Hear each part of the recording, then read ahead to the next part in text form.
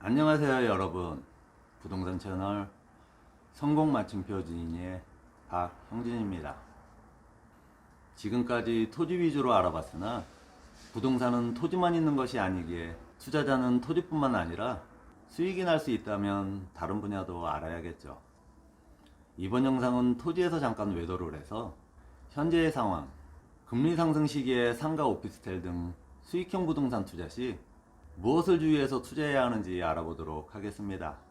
현재 우리나라의 기준금리는 이번 달 0.25%포인트 인상하여 1.25%입니다. 미국은 0.25%이지만 3월 0.25% 인상을 시작으로 올해 3번 정도의 금리 인상을 예상하고 있습니다. 예상대로 간다면 올해 말 미국의 기준금리는 1%가 되겠죠. 그렇게 된다면 그에 맞춰 우리나라도 선제적으로 금리 인상을 해야 합니다. 미국과 금리 차이가 나지 않으면 달러가 빠져나가기 때문이죠. 극단적으로 비교해서 의사, 변호사 등이 돈을 1% 금리로 빌리는데 백수가 1%의 금리로 돈을 빌리면 말이 안 되죠. 미국과 우리나라가 똑같은 금리로 갈 수는 없습니다. 어찌됐든 지금은 금리 상승 시기로 알고 있으면 될 듯 합니다. 그럼 본격적으로 금리 상승과 수익형 부동산의 관계를 알아보도록 하겠습니다. 상가, 오피스텔 등 수익형 부동산은 수익률로 가치를 판단할 수 있습니다. 시스템의 기본 원리를 알고자 하는 것으로 금리로서 풀어나가 보겠습니다. 2억 원가량의 오피스텔 월 임대료는 80만원으로 가정합니다. 보증금과 대출은 반영하지 않고 예금금리로서 풀어나가겠습니다. 1년 임대료 960만원, 수익률 4.8%, 보유세 공실 리스크도 반영하지 않겠습니다. 수익률은 5%로 가정, 1년 정기 예금금리 넉넉히 2%로 가정합니다. 무위험의 수익 2%, 리스크를 감수한 수익 5%, 3%가 시장 투자자들이 용인하는 갭입니다.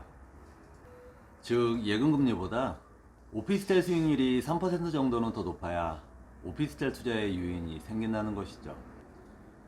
1%의 금리 인상 시나리오입니다. 정기 예금금리 3%, 오피스텔 수익률은 6%가 돼야 합니다. 시장에서 투자자가 용인하는 갭이 3%이니까요. 수익률이 6%가 되려면 월 임대료는 100만원이 돼야 하니 20만원이 인상돼야 합니다. 경기 침체, 내수 부진인 상황에서 80만원도 감당하기 힘들 텐데 20만원 인상을 감당할 세입자가 있을까요? 공실이 되던 말던 20만원을 인상할 임대인이 있을까요? 그렇다면 월세를 인상하지 않고 수익률 6%를 맞추기 위한 방법은 매매가를 낮추는 방법밖에 없습니다. 금리 1% 인상에 매매가는 20%가 하락한 1억 6천만원이 됩니다. 극단적 2% 인상 시나리오입니다. 정기예금금리 4%, 오피스텔 수익률은 7%가 돼야 합니다.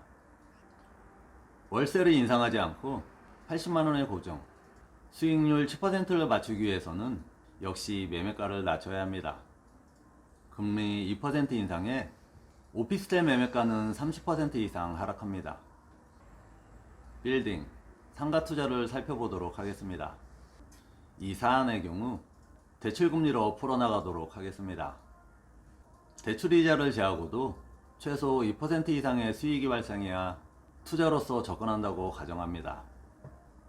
매매가 10억, 대출 5억, 대출금리 4%, 1년 대출이자가 2천만원입니다.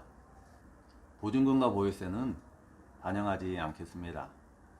수익률을 6%로 가정한다면 1년 임대료는 5천만원이 돼야 합니다. 바로 극단적 대출금리 2% 인상 시나리오로 가보도록 하겠습니다. 대출금 5억, 대출금리가 6%이니 1년 이자는 3천만원이 됩니다. 대출금리가 2% 상승한 6%이기에 수익률은 8%가 돼야겠죠.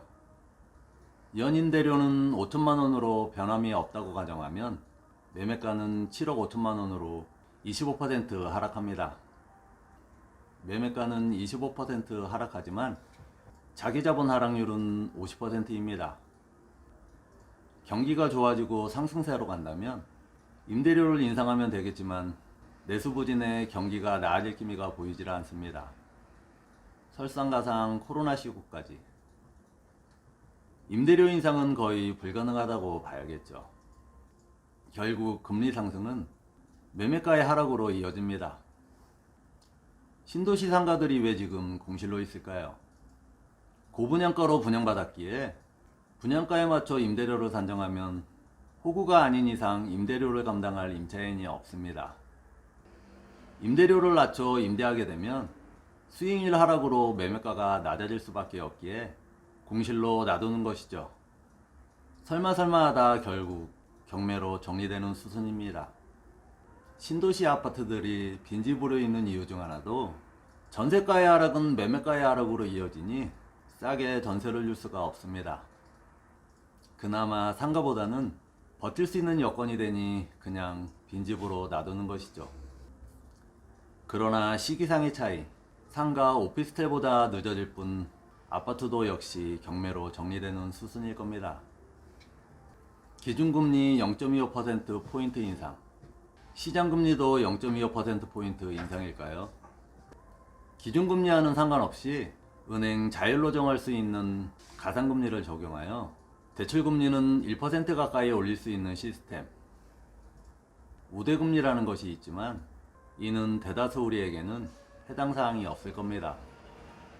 상가, 오피스텔 등 수익형 부동산 투자 답은 이미 나와 있습니다. 다음 영상은 다시 토지로 돌아와서 개발행위가 대상 중 토속 채취 및 물건을 쌓아놓는 행위인 물건 적치에 대해 알아보도록 하겠습니다. 지금까지 성공 마침표 지인의 박형진이었습니다. 땡유베리 감사합니다.